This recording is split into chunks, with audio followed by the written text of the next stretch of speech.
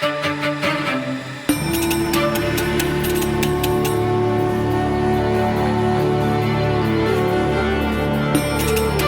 everyone, welcome to Conspirituality. I'm Derek Barris. I'm Matthew Remsky. I'm Julian Walker. You can stay up to date with us on all of our social media handles, including on Facebook, Instagram, where we populate most of our material, YouTube, also Strava, which was an unexpected source of connection, but shout out to Jed Lowenthal, who was following me, and then turns out he listens to our podcast while cycling. A little envious of his cycling routes in Los Angeles. He gives me something to aspire to. We are also on Patreon at patreon.com/conspirituality, where for $5 a month, you can help support us and get access to our Monday bonus episodes. Conspirituality 71. So, do we believe in anything at all? We're grounding down. We're letting go. We're going deep. We're finding the metta in our metta and tuning into source. This week, we'll either answer or transcend the core questions our listeners post in moments of parasocial vulnerability. Do you guys believe in anything at all? Are there wholesome spiritual communities out there? Are all spiritual teachers toxic? This 4-hour immersive encounter between three white guys is not to be missed. It's really important. Seriously, though, it's not going to be that long. We've got some huge interviews and investigative pieces coming up in the next few weeks. So we are kicking back a little here to talk basics and regroup. Wait a second. I blocked off 4 hours for this. What are you talking about? I'll let you guys take the last two. Right. I think it's best to start with, why do we get these questions? Because, and I'll just say that personally, my first responses to them have in the past been allergic, like it's none of your business what I believe. I don't know where to find a good spiritual community. I just write about bad ones. I even cut about a bonus episode with that title. I'm a little bit less allergic to these questions now because I understand that they really are about trust. And yes, we make a crack about parasocial vulnerability off of the lead there, but I think we do have to acknowledge that we're doing long form podcasting and it's really intimate. We're in people's earbuds talking about spirituality and religion and bodies in some depth. And it's natural that I think listeners drawn to the content are going to have fundamental questions about trust and values. And that's especially true if we are in the position of picking apart or mocking beliefs. The old saying, it's easy to tear things down and it's hard to build things up. And I think it's also true if we're talking about influencers who in some ways are in the same position that we are, people who want to produce attractive content, but who may eventually show themselves to be cynical or even manipulative. And then also, I think these questions speak to the sort of technological landscape because we're talking within this alienating and frictionless and low filter landscape with way too much data to process. So it's natural to reach for some relational foothold, like what are you really like? And I think the values footholds might be simple in some ways. The bars for trust in some ways could be pretty low. I think too, Matthew, that what we're doing is so sort of content heavy in terms of all of the different stuff that we analyze. And for a lot of people, many of whom are really appreciative, but are also frank about it being like a big change in terms of their worldview, interacting with our content, then inevitably underneath that are the philosophical questions. Like, okay, so what are the implications of all of this for my deeper philosophical attitudes about life and being human and spirituality, if we want to use that word? Yeah, I agree. So we've organized, or we've picked 3 questions that we may not have received verbatim in the last week, but we've received versions of them over time. So we're just going to sort of start an opening round by responding to each of these 3. So the first one is more of a statement. It's like, it feels like you guys don't believe in anything. I guess the question would be, what's up with that? Or do you? The second one is, so are there good spiritual communities out there, or are all of them toxic? And then the third one would be, so are there good spiritual teachers out there, or are all of them toxic? So who wants to take a crack at number one? I will rehash a story I've told before, but it's pertinent here, which is that I arrived in college without having grown up with any religion. My father's side was Russian Orthodox. My mother's side was Catholic, but they didn't push any religion on me. I went to CCD for a little bit and then said, I don't want to go anymore. They're like, okay, that's fine. So when I got to college, I was wide open. I didn't have any sort of training or any sort of I don't want to say indoctrination, but I didn't think that this one religion was better than any others. I didn't have that. So when I decided to major in religion and become a religion journalist for the school newspapers at Rutgers, I got to talk to a lot of religious leaders. And then, I'll talk to Muslim leaders and Jewish leaders, Christian, Buddhist, Hindu, like Rutgers has a very diverse campus. And all of them thought they had the special sauce. And after, doing this for a few years and reading all of the texts in a comparative manner, I realized, and this does dip over into the other questions, though, that these communities were really good for people to be involved with because they gave a sense of camaraderie between people. But the problem was everyone thought they were right. And that's just impossible. You can't have that.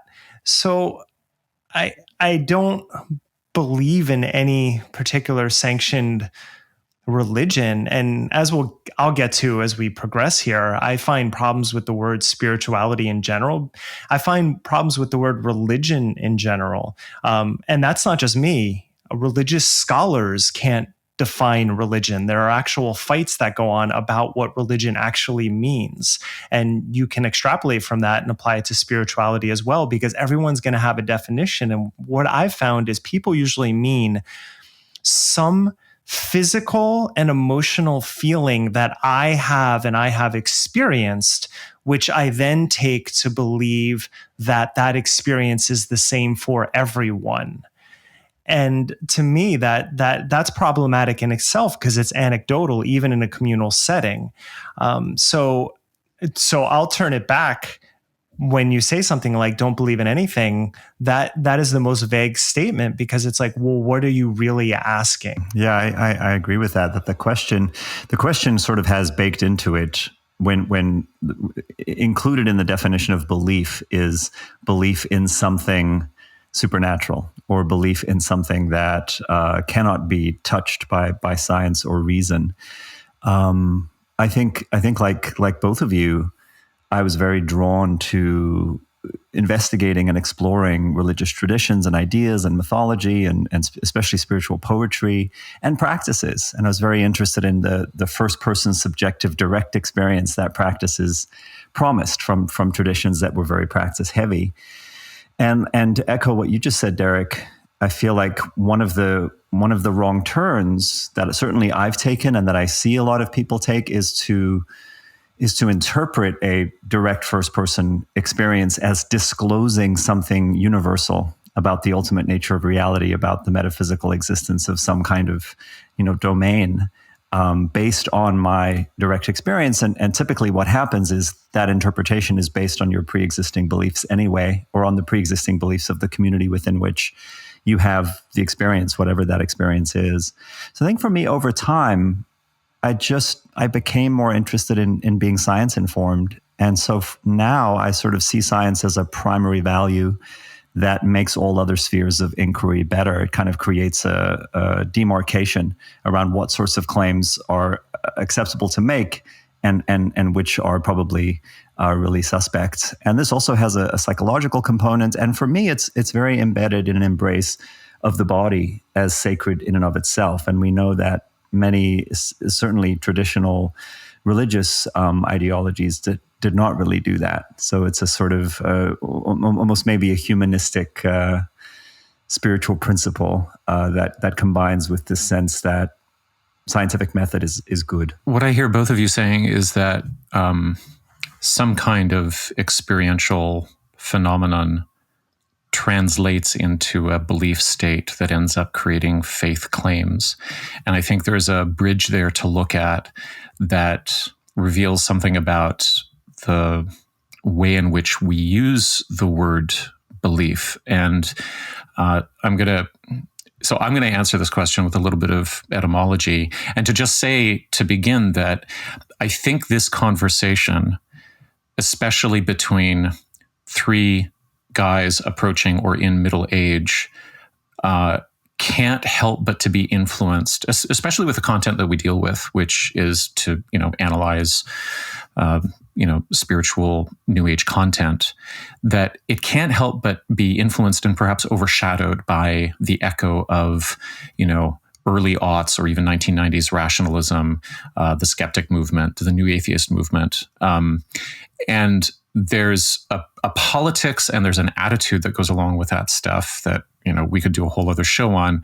But I'll just limit it to say that the nugget that I take away from that era and that zone comes from Peter Boghossian's Manual for Creating Atheists, which I read a long time ago, in which he defined, and he actually kind of he conflated faith and belief with this definition. He said that faith is belief without evidence, and the state of pretending to know things that you don't know. But what I want to say is that this relies on a historically bound understanding of belief that is fairly narrow. And that, again, it conflates two different things, the state of knowing something and the state of feeling something. So if we go back, something happens to the word belief in the English language somewhere prior to the 12th century. We have Old English and Germanic meanings of the precursors to belief. I don't know how to pronounce these, Galefa, Glauben, but the general feeling of these words is that which we hold dear, that which we find beloved, that which we esteem. And then at a certain point, especially maybe with the rise of scholasticism, maybe with the influence of monastic learning and the Catholic Church in the 13th and 14th centuries in England, we have the introduction of fides, or faith, from the Latin, which is really a way of describing a set of claims that will sort of define you with a religious identity. And those two words begin to combine. And so when Boghossian uses a word like belief, or words like belief and faith somewhat interchangeably, I think what he's doing is he's missing the fact that when people say that they believe something, when they hold a belief, they might be talking about what they love as much as what they think.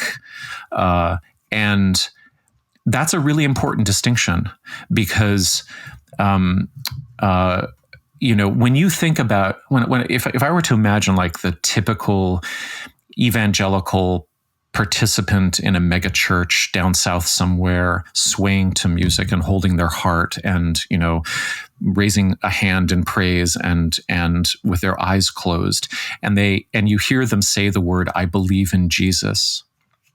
Are they making a claim in that moment about who and what Jesus is, or what Jesus means? Or are they saying, "I love the idea of Jesus. I love the meaning of Jesus in my life"? And what I've noticed about the discourse that a lot of our landscape inherits from rationalism, skepticism, new atheism, is that the notion that people are actually talking about what they hold dear is lost. And this is not to say that beliefs can't have negative outcomes, but it is to say that if you don't address the fact that when people say that they believe in something, and what they really mean is that they love the idea of, acupuncture or Reiki. They love the worldview or the feeling that they get when they encounter astrology. Then they're talking about something different than whether or not astrology has predictive power in any kind of like measurable sense. And I think if we miss that, then we're gonna miss culture in a lot of ways, because I think like I don't live by beliefs in the sense of these are the things that I know to be true. I live in a world of trust and endearments, like these are the things that I love. So anyway, that's what I wanted to say about what I believe. And then following from that is like, oh, I can list all of the things that I love, but I don't really use those things or focus upon them as articles of truth, or, you know, things that will never change, or things that are just sort of etched in stone. Well, you're saying you're putting in your own kind of frame something that I'm going to come back to again and again today, which is that the differentiating of meaningful experience and emotional connection, whether that's to that experience or to the group of people with whom one bonds during that experience, that teasing that apart from faith claims and from the metaphysical ideology, whether it's explicit or implicit, in which that is happening, I think is a really worthwhile endeavor. And I think that even though the person in that megachurch may not be saying, when they say, I love Jesus, that they believe in some, you know, very specific set of factual claims, the preacher is saying that. And the preacher is selling them on the idea that if you believe these things, you will go to heaven, you will have eternal life, you will not die, which is a core thing that people are really afraid of. You will be saved by having this personal relationship with Jesus, who is not just a metaphorical mythic symbol, but in that context is the living God. That through him you shall come to salvation. And so I think it's really tricky to... They might have doctrinal training that way, it's true. Yeah. They might be repeating what they've learned in seminary. Who, the preacher? Yes, the preacher. Yeah. But that doesn't necessarily mean that... I mean, there's this distinction, Derek, you were talking about religious studies and its struggles with defining religion. Well, yeah. And one of the most compelling ideas that I've come across in the last 10 years or so is, I can't remember who is the pioneer of this, but the notion of lived religion is to try to find the distinction between what people enjoy doing in terms of their spiritual meaning and how they identify in terms of doctrinal tenets. Mm-hmm. And there's usually a huge difference between those things when you really do the sociology on them, right?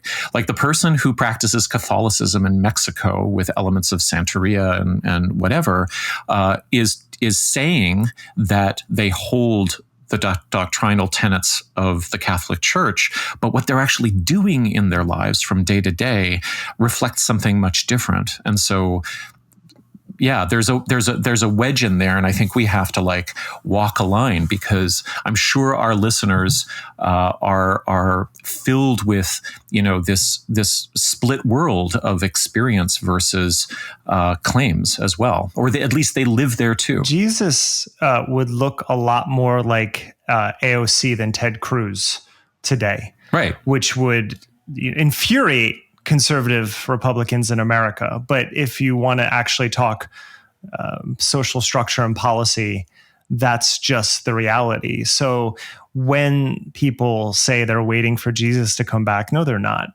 really, because you wouldn't recognize that. And if you did, you would reject it, which is exactly what we're seeing play out in America. But when you say look like, you mean in terms of policy, right? Yes, not physically. Correct. Well, the hair too, I guess. But the romanticization aspect of spirituality, I mean, we're so accustomed to it from the yoga land, where there's this idea of there were these yogis who just meditated to bliss, spent their days and all and everything. It reminds me of a conversation, and I think I brought this up in one of the music episodes, but when back in my DJing days, I used to DJ with someone named Rekha, who founded Basement Bhangra. And in the early aughts, there was this moment where Indian music was having a moment in hip hop where Jay-Z sampled Punjabi MC and Missy Elliott and Timbaland took a tabla sample for one of her big hits. And so there was a talk, because I was predominantly DJing and hanging out with the South Asian community. And Rekha warned, because when I asked her, I said, how do you feel about Bhangra reaching mainstream acceptance now all of a sudden after all these years? She said, it really bothered her, this happy natives story that was around Bhangra from the general population, meaning that this is all music of the happy Indians in the fields dancing as they gathered the crops and planted and all of that. And she's like, that's not the reality of what Indians go through. And, we've, of course, in our circles, we know about the problems with Monsanto in India, very real problems that happen with trademarks and how high the suicide rate is in farming in India. But it's not like that's a new problem. This is sustenance farming across Asia has been an issue for thousands of years, probably since the dawn of agriculture. So the distance between our idea of what a spirituality is and what the lived reality of the people are is vast. But as I've often said, if you live a middle class or better lifestyle in America where those concerns aren't really affecting you, then of course you can have your imagination can go anywhere you want to think that there is this ideal time that you'll reach if you just do these things that your yoga instructor has told you to do. Well, let's get concrete though with it, because with the issues that we cover, if we look at what's the evidentiary basis for people saying that something like acupuncture works? Or why do people believe, to use that word, in Reiki? When somebody believes in Reiki, whether they are, describing something that they love, or whether they're making a claim about the energy moving through the hands, how do we, our title is, so do we believe in anything? Like, how do we approach statements and sentiments like that? Well, I think for me, the point there, the distinction I would make there is between the experience that is happening, that involves trust and relaxation, and having someone being there for you in a loving and supportive way, and the sort of wonders of that emerge in that kind of relational experiential space that includes touch, that includes a certain kind of nervous system entrainment, that includes having space to decompress and maybe open up emotionally or to release physical tension, whatever the thing may be. It's differentiating that from what I still see as a very specific claim, which is that there is this energy. It's called Reiki, and you can take this training, and it costs this much money to learn how to be attuned to the special Reiki energy that comes through this lineage from this special person who was in some way, superhuman. And even if that's not being leaned on heavily, it's still part of that superstructure. The idea that people can engage in practices together that are beneficial and healing, that we might be able to understand through neuroscience or through relational psychology, or through just general sort of physiology and some sort of mind-body process, or that we may not be able to fully explain.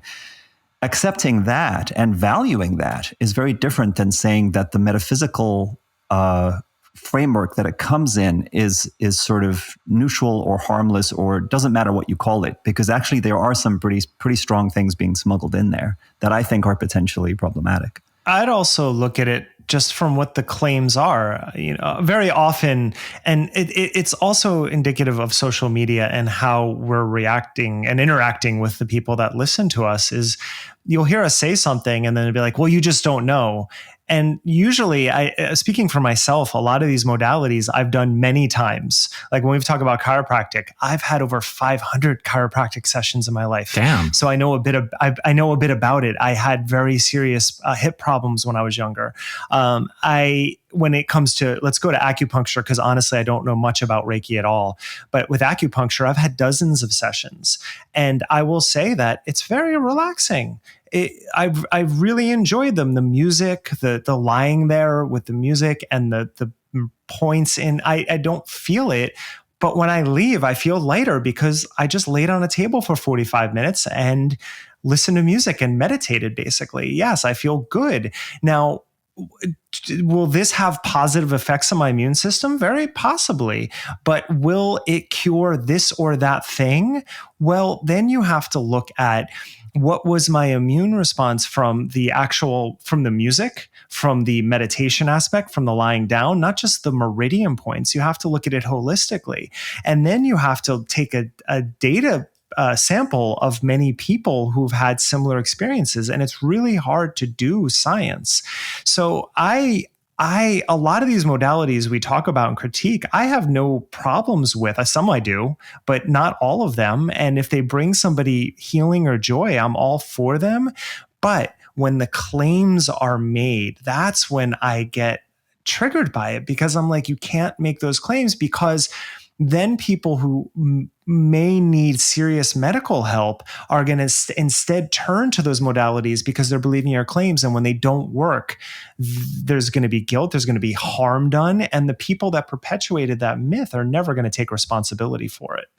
So it's like, for me, it's seeing these modalities that are more experiential, that are sort of outside the realm of conventional medical science, seeing them as sort of life-enhancing and potentially supportive of some kind of healing process, but that they're not an alternative to actual medical care, and that they certainly don't rise to the level of being something that is going to be prescribed for, really serious injuries, or that is going to claim to be effective for really serious injuries or diseases. And unfortunately, as with a lot of people we cover, this is what we see happening, because the underlying philosophy buys into this idea that, oh no, this is actually what real healing looks like. If you're really holistic and taking responsibility for your health and all the rest of it, and you've rejected big pharma and Western medicine, then you'll do these things, even to the extent of COVID or cancer or something like that. I think with the alt health zones where we can appeal to, well, did this work, and do we have enough studies to show that it works? We're in a fairly tangible territory. But we also, when we're speaking about the belief in something working, there's a huge spectrum. And maybe on the farthest edge, we have something like mediumship or, psychic skills. And I want to bring up that I posted onto Instagram something about MLMs. I can't remember what the post was, but into the comments came a very enthusiastic defender of their own MLM. And she was very earnest, and she had all of the explanations and, everything that MLM defenders say. This is not a pyramid scheme. This is like any other business. I've been doing this for 35 years, so it must be okay. There are assholes in every business and so on and so forth.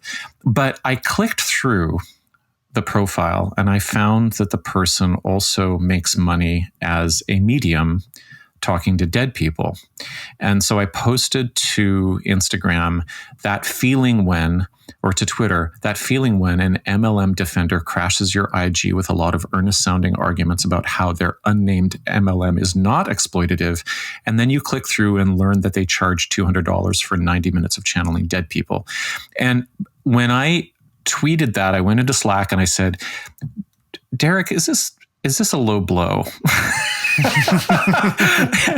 Is this too much? Is this cruel? I mean, I'm not naming the person, and people who are on the page they're going to know what exchange I'm referring to. But nonetheless, this is somebody who has made their living in MLMs, and they also sell sessions in which they communicate with dead people.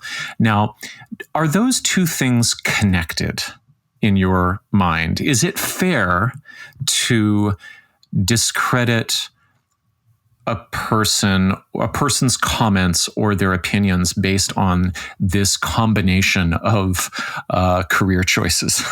There's an idea that how you do one thing is how you do everything. Some people believe that. I don't think that's totally true, but it does cut across occupations sometimes. For example, my work with Conspirituality and my full-time work happens to do with flow states, which I'll talk about at some point. But there's some crossover in terms of what I do. And I would expect that of a lot of people. There's very few people who do very distinct things. I want to latch on to that medium thing because I think that makes an ideal segment for this conversation, which when we get to there, do I believe that's possible? And the answer is very clear, no, because I believe consciousness is an emergent phenomenon that occurs due to the physiology of our bodies. So therefore, communing with the dead is something that I don't believe is possible. So that's an example where it's a very clear-cut answer. It's a world that's open to charlatans. I am going to guess that some people who think they're channeling are very earnest. You brought up that word,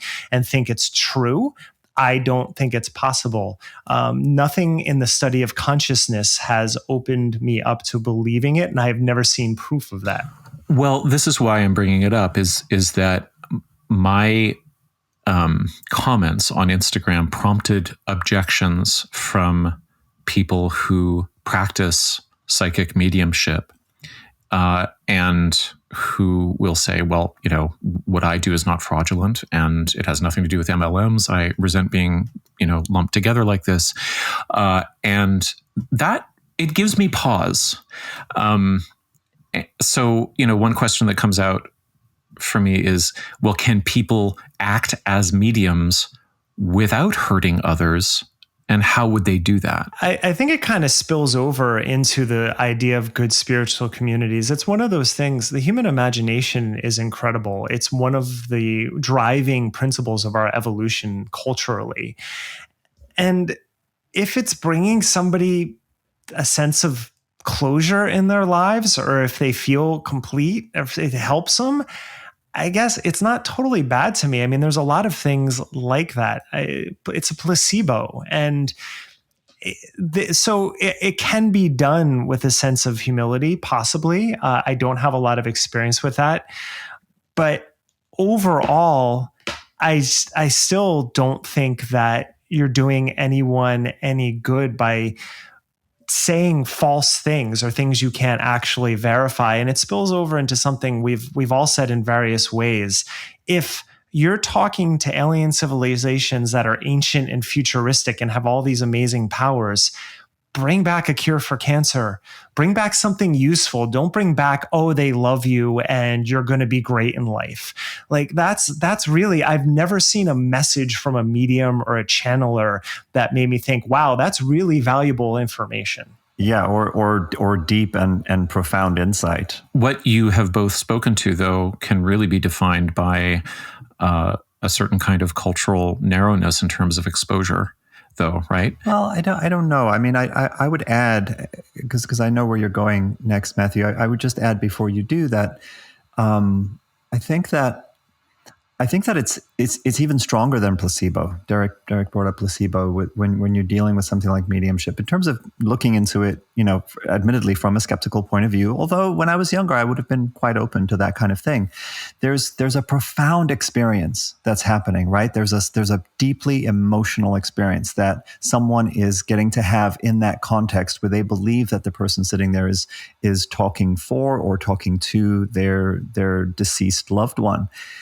Maybe some kind of closure happens. Maybe just an opportunity to grieve or to come to a new place in that process of loss. And I think that that's incredibly valuable. But like Derek, I find that the crossing over into that territory where the claims about life and death and the afterlife that are the basis for the monetary exchange, that are the basis for the belief system that then the person is going to walk away with, like, I had this experience and therefore it means this and this about the ultimate nature of the human soul, for example. To me, that's the opposite direction of what I think healthy sort of awareness practice goes in. And I think we're all hypervigilant about the fraudulent aspects or the capacity for deception. And just to give away the script a little bit, next week, we've got a very rich episode about John of God, based upon the popularity of the recent Netflix special. And just in my notes, I've characterized him in the research that I've done so far as a raping gangster strongman who used spirituality to con millions. And he enjoyed the support of the police and the military. And we have to say also the New Age consumer pipeline all the way to the global north. But then I'm doing, as I'm compiling the work for the episode, or some of it, I'm speaking to a Brazilian feminist journalist. Her name is Myrna Wabi-Sabi, doing an interview. And she's hypercritical of the grift, of the misogyny and patriarchy, of the strongman stuff. But then when I turn to talk about how there are Afro-Brazilian ritual and animist practices that inform what John of God did in his healing, quote-unquote, sessions, I ask her about how one of the women, the survivors, who's featured in the Netflix documentary, her name is Rahane, I don't know how to say the name, but I say that she has actually taken to candomblé, which is one of these traditions, as a restorative practice after her experience with John of God. And so John of God is a spiritist, and so his whole thing is that he can embody dead doctors and saints, and he imports some of these West African aspects into his ritual and spectacle. And so, as I understand it, candomblé is, spiritist like possession by West African gods that the slaves brought with them for protection. And the practices involve complex rituals, exorcisms, sacrifices, and mediumship. And I'm talking to Myrna, and I find out that she identifies as a practitioner of this, right? And that she has found it to be incredibly rich and profound. And I'm like, wow, what would it be like to have this eagle eye upon the way in which a medium could be an absolute charlatan, and then at the same time invest in a kind of metaphysics that takes many of those same elements and puts them at the heart of one's ritual. Like, that's amazing. And I personally don't know what that would be like, because I think I'm so poisoned by what I see in stories like John of God and all of my cult experiences that I just couldn't get there. In the run up to this show, you had mentioned, Matthew, that you have trouble with peak experiences, and that is something that flow states evolved from Maslow's idea of peak experiences. So there's kind of it's just a linguistic thing, but it's essentially the same idea. So I want to respond to that in two parts. First off, Candomblé is West African, so I don't know that much about Yoruba and Bantu, but I know a little bit more about Ganawa, so North African, same general trance ideas, which is the ceremony will start at sundown or shortly thereafter, and the music goes on for 8 to 10 hours until the sun rises, and the dancers are predominantly dancing the entire time. The singers are chanting, and so from my perspective, I want to look at it in terms of the physiology of what's happening to their nervous systems if you get into a trance state by dancing for 6 to 8 hours, and what is possible at that time. Now, you brought up the idea of sort of a Western belief or looking at it that way. But in terms of flow state research, hundreds, or probably at this point, thousands of people have been studied under fMRI technology while engaging in flow state activities. And what they found was there was a shutting down of the prefrontal cortex. And when this research started in the 1980s, it thought that there was going to be hyperactivity in the brain. It actually turned out to be hypoactivity. So the areas of the prefrontal cortex that were shut down were actually parts of the brain that had to deal with identity. And so what does that mean? Well, there's an immersion in your surroundings. There's a sense of the boundaries between your body and then your environment dissolving so that the activity you are doing and your personal history and baggage and everything that goes along with it are now dissolved so that you feel at one with that activity. And what's amazing is with flow states, it can only happen if you're enjoying the activity. So it has to be something you're passionate about. It can be reading, but it's often correlated with physical activities. So we have a way of looking at these things and measuring them to say, well, across all domains, even though they're vastly different rituals that are happening, the same activity neurologically is happening. Does that mean that the brain is causing it? No, it's environmental, it's social. There's a lot more to that. But we have a way of actually looking at these phenomenon and being like, wow, there are actually activities that cut across cultures and domains and times that we can investigate and learn from. And I think some of that almost a mysticism of science, when you look at it from that way, as Ramachandran would say, it is really useful for us, but we get so caught up in our own specific domain that we forget that other domains, that those states are possible in other domains as well. Well, let me add to that too, Derek. I love what you were just saying in terms of how you're unpacking flow states and kind of the universality of the human organism, right? That our nervous systems and brains are the same. And so it cuts across different cultures. And while the entry point may be different, people in all times and places have figured out ways to access these states that we find beneficial, meaningful, etc. Not only is it about the dissolving of the boundaries between self and environment and self and other, but also a sense of timelessness, right? Also a sense of being at the center of the universe itself, connected with everyone, a sense of great peace and effortless kind of awareness, just doing what it does. So yeah, I want to second all of that. And I also want to say that I would never want to, on an interpersonal level, I would never, ever want to take away from what you were describing, Myrna, as, having this practice that does that for her, that does what we've just been describing. I would never want to take away from this woman who has healed from horrific experiences using what she has available to her from her culture within her particular environment and that being beneficial to her.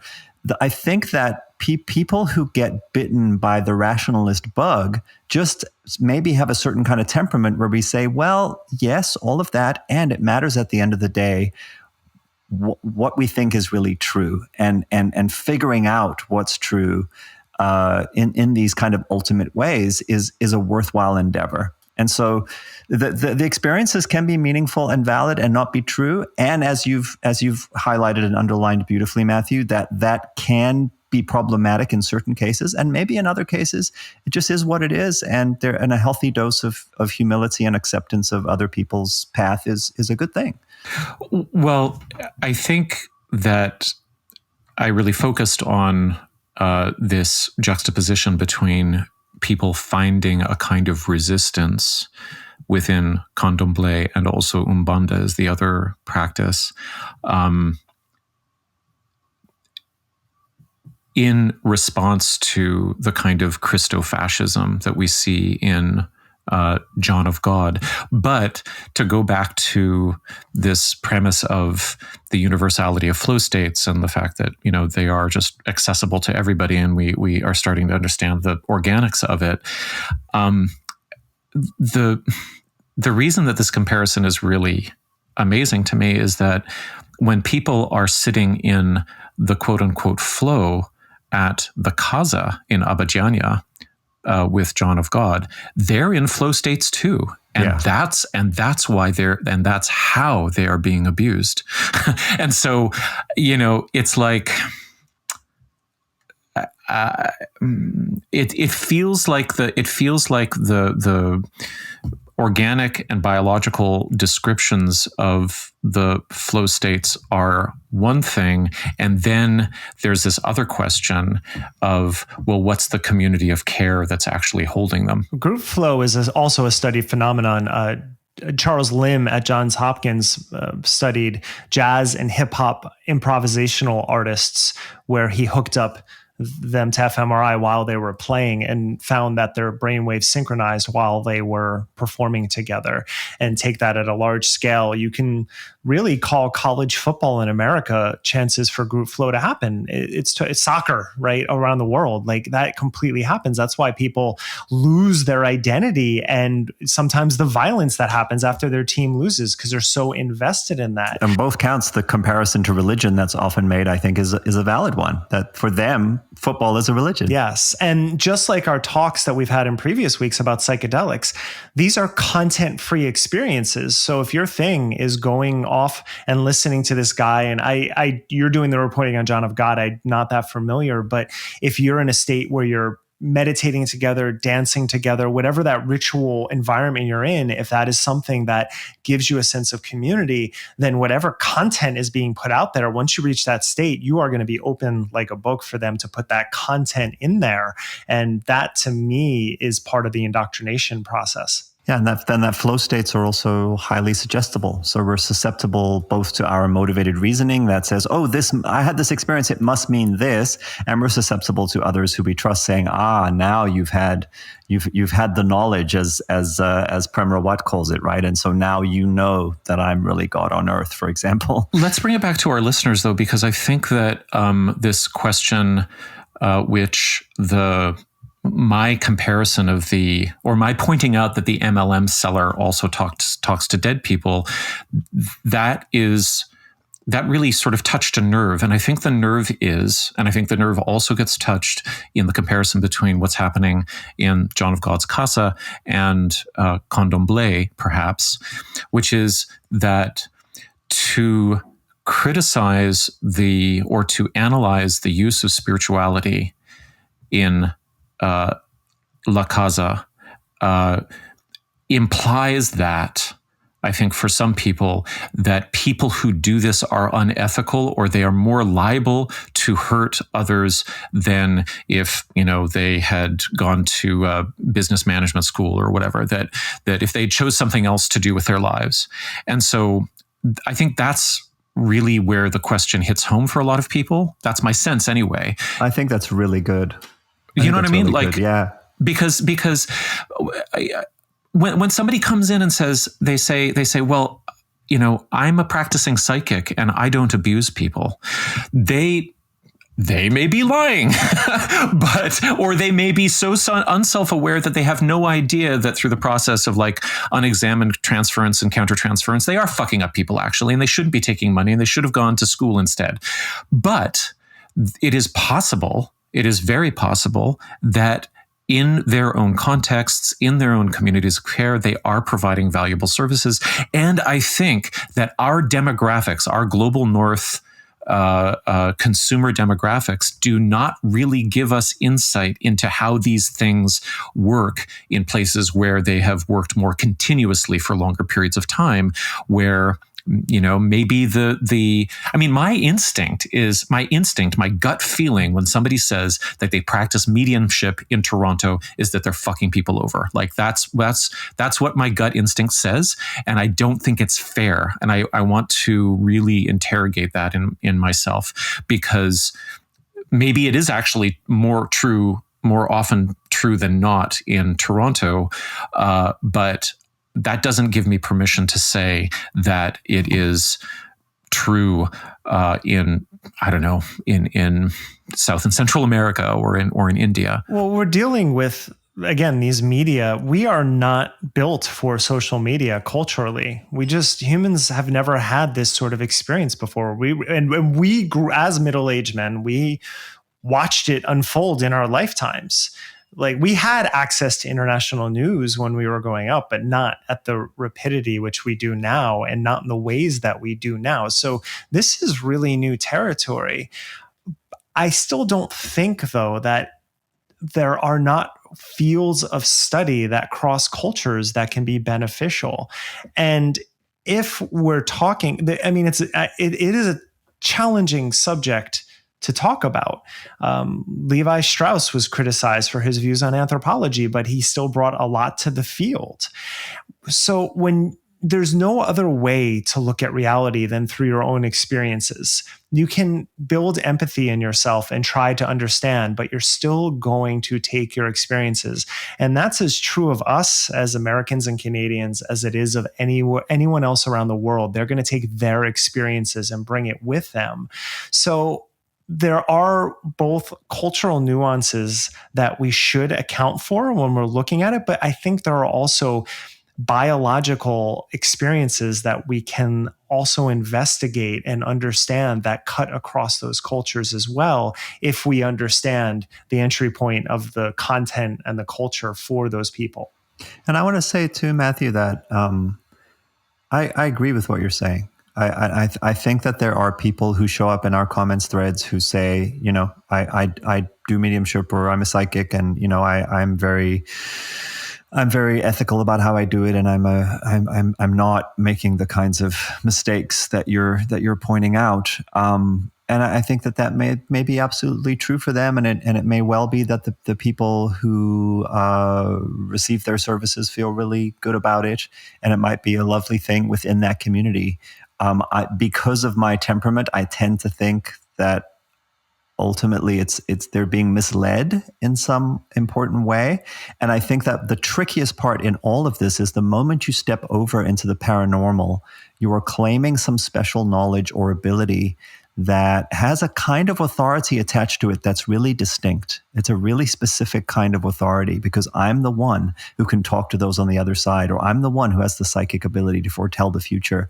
And for me, that's just it's really dangerous and untrue, even though the person may be having an experience that they believe warrants that interpretation. I think, when I hear and I read a little bit about a West African and now Afro-Brazilian indigenized religious tradition that calls upon gods that or entities, I'm not quite sure the terminology, that will give them information that is protective and reflective of their terrible passage from their homeland, and will help sustain them and give them hope and, if not optimism.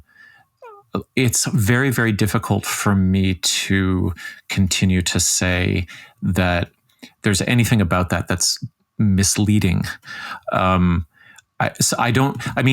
If you can sort of connect the dots between that and some kind of fraud or emotional abuse, then there you have it. But yeah, if this is just kind of a new avenue for me. It's like I realize that I have a bias towards saying, okay, well, you're at some point you're going to grow out of that, and it's not my place. The elephant in the room is a kind of cultural imperialism, right? It's totally. Yeah. And so within the historical context that you're gesturing towards, within the kind of cultural sensitivity that you're modeling right now, I completely agree with you.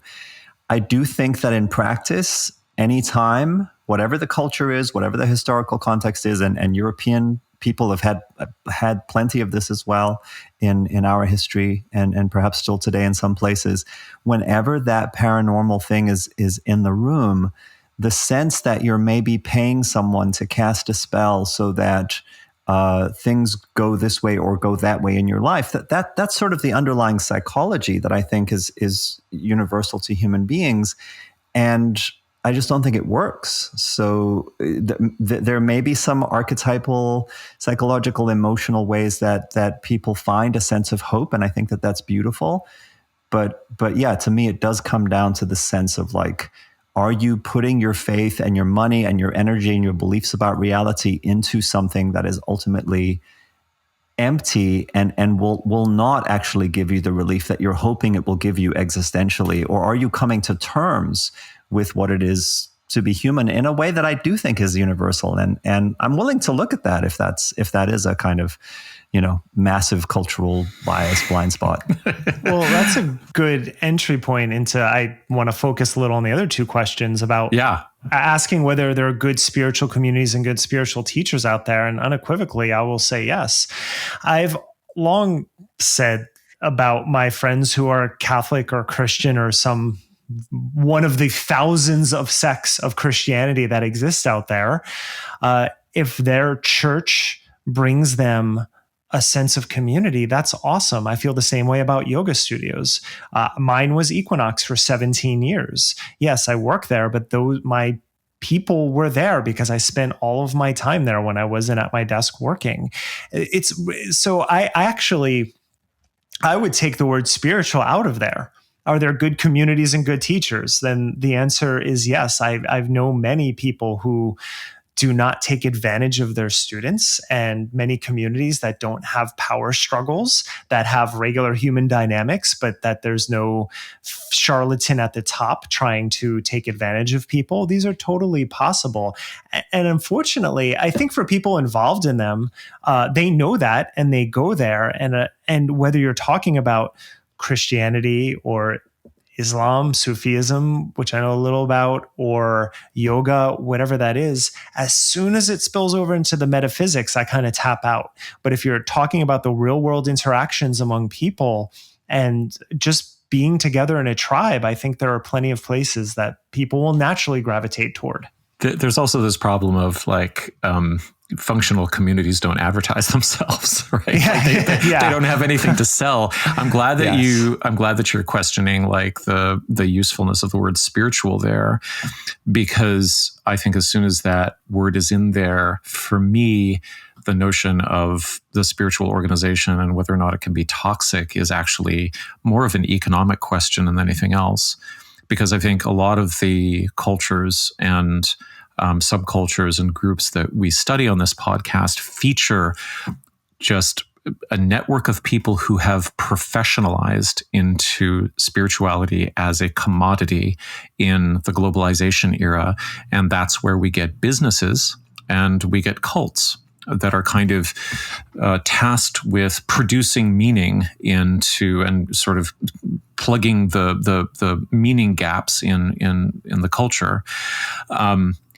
Then there's another possibility, which is that people can institutionalize into spirituality instead of professionalize. And in that sense, we get churches. And so I would say, are there good spiritual communities out there? The basic business model difference between what Rama Yoga in Venice, California does and what William Barber's Black Church does, I'm not even sure where it is probably like very, very strong. Like in the latter, there's going to be a history of practices and policies, and there's going to be a board of directors, and there's going to be some sort of like hierarchy of responsibility that is rooted in a social project. It's not rooted in making money necessarily at all. It's rooted actually in the social project of equality. And in any case, I lean towards now number 2 in terms of the definition of a good spiritual community, that which is institutionalized, as having through history more tools at hand in general for accountability and leadership standards. And I'm saying that as an ex-Catholic, right? So that is that's pretty strong. Right. That takes that. I mean, I have to hold my nose while I say that, actually, because it's really. I mean, I grew up in basically a criminal organization, but what's the globalized spirituality as commodity option? We have businesses and we have cults, and I don't really see a lot of disambiguation. I have a sense that religion and spirituality have always been connected to commerce in some sense, for sure. Right? Yeah. So we know that the Catholic Church was for a few hundred years selling indulgences where you could show up and make your donation and be absolved of whatever sins were going to get you into purgatory. We know that, if you travel through India, you will find that every town has their resident holy man who has learned a set of magic tricks from his mentor. and that he uses that to sort of make his way in the world and gain money and fame and everything that comes with it. I think it's really tricky. So when you say spirituality, though, specifically, you're talking about institutions, correct? Because if you go to pre-Harappan civilization, then you're talking about tribes in the numbers of hundreds gathering and no real forms of commerce to trade. But I would tend to think that the effects and the feelings that we associate with what we call spirituality are baked into the human condition. Yeah, no, I agree with you on that. Yeah, and if you're going to go back that far, then maybe not always. Well, I think it's an important point, because there is something about when a religion gets institutionalized in a manner that I don't know what the threshold is. Every religion started as a cult, right?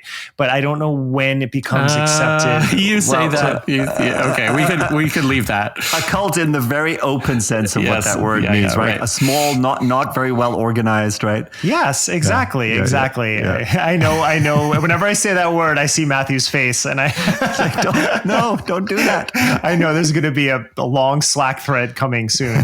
I had my outburst. We don't have to do Slack. Yeah. So I do believe. I mean, we don't have to talk like stone monkey theory, but I do believe that these feelings are part of what drove religion and the human imagination for a long time. But what happens when you get large gatherings of people together and power structures and commerce are introduced, that's when the institutionalization kicks in. And what we're dealing with is the consequences of that going back 5,000-6,000 years. Okay, but let's get really specific to our IG feed and the 24-year-old person who is like on a gap year or something like that. And they're saying, oh my God, every time you bring up a yoga group or a Buddhist organization, it's like an intergenerational abuse nightmare. Are there good spiritual communities out there? And to speak to that specific question, another version of that question is, what yoga teacher training program should I go to? Because so many of them are attached to schools that have all these unresolved abuse issues. And my basic shrugging kind of sorry answer is, we're talking about groups that have emerged in neoliberal, like commercial contexts that have created commodities out of spiritual content and invented, jobs really for a certain kind of privileged class of people. And so we're not talking about groups that have, institutional memory or history or elders or ways of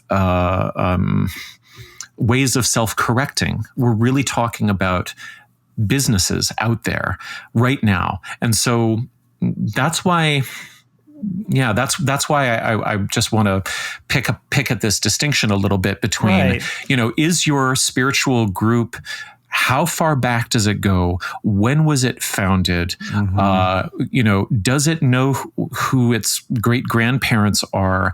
And what have its figures done in that history that is now exemplary for the present generation? And if we're talking about historical Black churches, then we've got sort of a line and a theory of change and a kind of social strategy for actually doing something. I mean, that's the other thing I've said on this podcast many times, is that modern spiritual communities function as businesses without products except for the aspirational self. And so when a person says, what YTT program should I go to? I'm like, okay, well, what kind of aspirational self do you want to buy and how much money do you have to spend?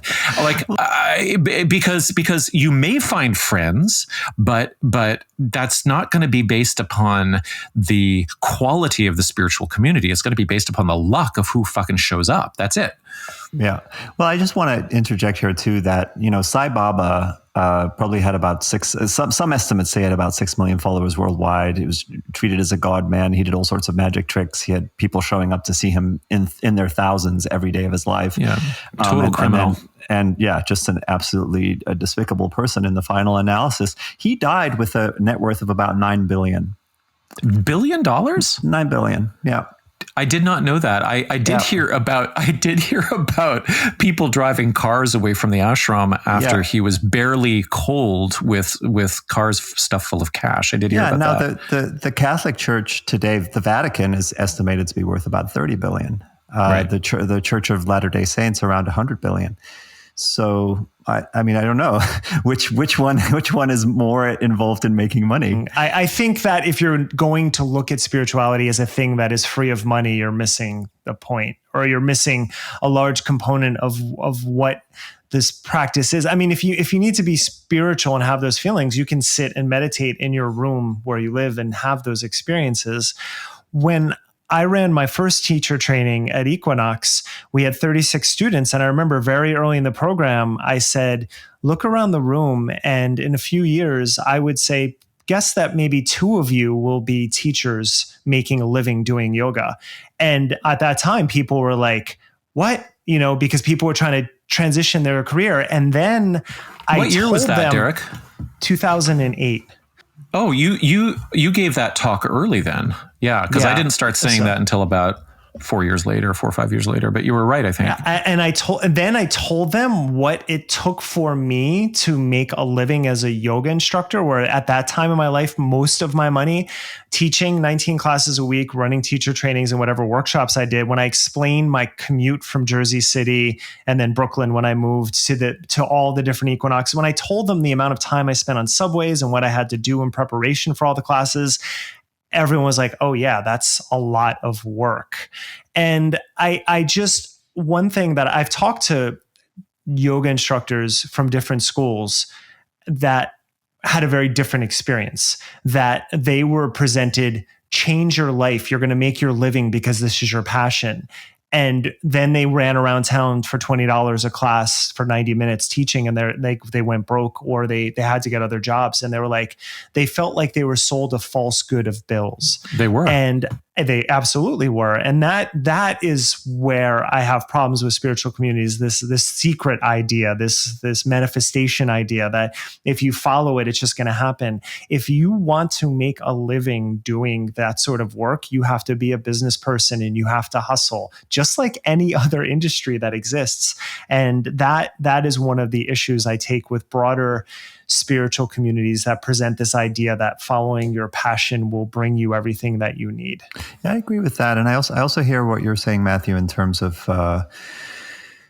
just a kind of that neoliberal reality of the environment within which these forms of spiritual commerce have emerged. I also think, for me, the beliefs really matter, the teachings really matter. The extent to which a community sees certain individuals as being literally divine or infallible, the extent to which they get structured as rigid hierarchies, the extent to which they teach anti-psychological denial of vulnerability, or denial of suffering and rejection of critical thinking, and embrace some kind of prophetic, like grand supernatural mission. Those things to me are really strong red flags in terms of something potentially being very toxic. But even if those things are not there, it can still be exploitive to your point, right? And it can still be disengaged from taking action in the world the way you're flagging the Black church as doing. Well, rounding it towards home, what about spiritual teachers? Are there good spiritual teachers out there, or is that all bullshit? I've pointed to him many times. I think Dharma Mitra, as far as I know, there have not been any scandals around him. When I practiced, that's a pretty low bar. Because a teacher of that stature, and hasn't had any that I've come across, which is great. Some of his students have that I practiced with.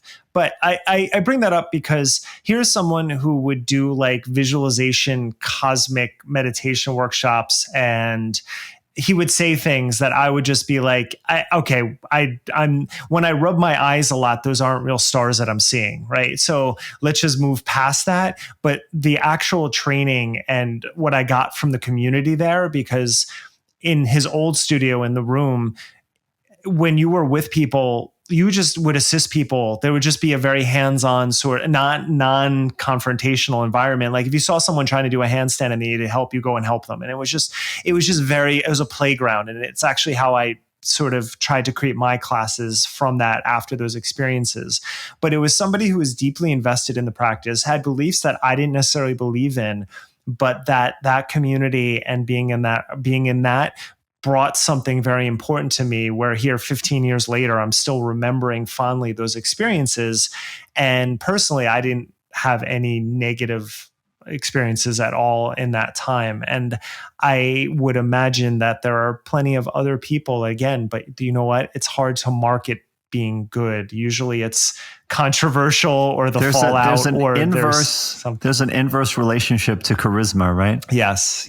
Some people, and it was a slow build. He had been teaching in New York City since the 70s. So it was just like, he was doing it because he loved it. So I would say that, yes, I think there are people that can give great guidance out there. I'm going to refer to the hypothetical 24-year-old on Instagram who is asking for endorsements. And what I would say is, whoever is labeling, I mean, there's a whole TikTok generation that I know very little about, and I'm sure that some very young people are calling themselves spiritual teachers or positioning themselves that way. I think Elizabeth April, for example, is like 28 years old or whatever. But in general, I think people are saying, who would give me spiritual leadership? Who would be an elder? And my first question is, okay, so if you're in your mid-20s right now, people who are in that position are in their 40s or older. They're in their 50s, they're in their 60s. And you have to ask yourself, what have they done with their lives? Like, if they are, I'll just throw out a name like Adyashanti. What has he done? Like, why is he in the position, or Eckhart Tolle, why are they in the position where they can sit, on a throne at Omega Institute and speak to 1,000 people at a time and pull in a whole bunch of money? Or why is Pema Chodron somebody who everybody will gather around? What have these people done in the world to merit that kind of attention? And there will be a range of answers. Like, all of these people have biographies, and maybe some of them got into quote unquote spiritual teaching at the end of careers. And, maybe they were, climate activists before, and then they retired and they got into Zen poetry and they started giving Dharma talks or whatever. But I would just take that question and then project it forward and say, for the person who's in their 20s, can you imagine what it would mean in your life to become a quote unquote spiritual teacher? Like, what would you give up in order to do that? What other career sort of pathways would close for you? And what would you base that on? And what would it actually be? Like, given the world that you live in right now, and all of the work that needs to be done, and all of the intersecting tragedies that we're all too well aware of, like, what would that be? Could that ever be a valid choice or a productive choice going forward? Like, can you imagine justifying that? Those would be the questions that I'd start with. I would just respond simply that if someone's looking, again, at the word spiritual being loaded, but if they are looking for a spiritual teacher, I'd ask what they mean by that. And if they're looking for some assurances that life is going to be okay, I would say go read Ernest Becker and then just try to absorb that and have a little bit more of a broader view of existence. And then because if they don't, if they're not satisfied with Ernest Becker or with Viktor Frankl or any other classic that we can point to, then I have the sense that what we feel they might be asking for is somebody that they can project a whole bunch of stuff onto. Yeah. What are you really looking for? And I like that you just went there, Derek. It's like, okay, these really, if what you're talking about is the deep questions of what it is to be human, then there's a lot of literature, and there's a lot of ways that you can explore that are substantive. If you are seeking out a teacher, why? If you are seeking out a community, what are you hoping to get from it? I would say that I think there are good teachers out there. They They certainly don't claim to be enlightened or to be holy, to be in touch with some ultimate truth that is beyond mere mortal understanding. For me, that's always a big red flag, so go the other way. But what they will do is share tools and ideas and encourage a kind of open-ended practice that makes space for the actual like gritty authenticity and vulnerability of being human without like layering all kinds of metaphysical oversimplification on top of that. And they'll also do things like refer out to therapists and defer to science and be frank about where they're learning and growing and what they actually don't know. These, for me, are all good signs of a trustworthy teacher. I would like some examples, please. You've created your ideal list, but who are you actually talking about? My ideal mentor at this point would be like a good novelist, not because I would hang out with them or need to get a psychotherapy referral from them, but because I want to figure out how they inhabit the subjectivities of other people and how they do their artistry. Yeah, I like that. I think like Derek said too, and what you're alluding to is broadening your scope of how you think about what you mean by quote unquote spirituality. I know that there are people who have criticisms. I have always felt that the Jack Kornfield kind of spirit rock group of teachers fit the bill of what I just described. One thing that I want to say is that that connects these two questions: are there good spiritual communities and are there good spiritual teachers? Is that often people will offer endorsements for spiritual teachers that connect their content with some kind of social justice, project. So people will say, oh, well, Lama Rod Owens is doing this great work in spirituality and equality, and Angel Kyoto Williams, and Plum Village is this wonderful example of it's. I guess all of my examples are Buddhist here, which speaks a little bit to the fact that Buddhist discourse is a little bit more interested in this stuff. And I always feel like, oh, that's well and good, but there seems to be this thing where people want. What they really want is they want a just world. And if they can be inspired to encounter or nurture a just world by somebody who's wearing a robe, or somebody who is using Buddhism to reason out the justness or the possible justness of the world, then that will feel better. But I don't know. I also think that there's sometimes a way in which teachers like this end up presenting things like Buddhism in this kind of way that overcompensates for the fact that the organizations that they're coming from are filled with abuse, or that they haven't been on point in terms of social justice for decades. So I'm just ambivalent there. It feels like if you want a just world, you do social action and organization, and you find a group that has a theory of change, and if you think that your Buddhist organization is really doing that, I would ask, well, is it really? And, I would say, well, what material changes has it actually made in your world? It's really interesting to me. I just want to comment on it that all three of us have slightly different angles in terms of where our skepticism is and where we make space for things that we don't necessarily agree with on this topic. I think that's been really interesting.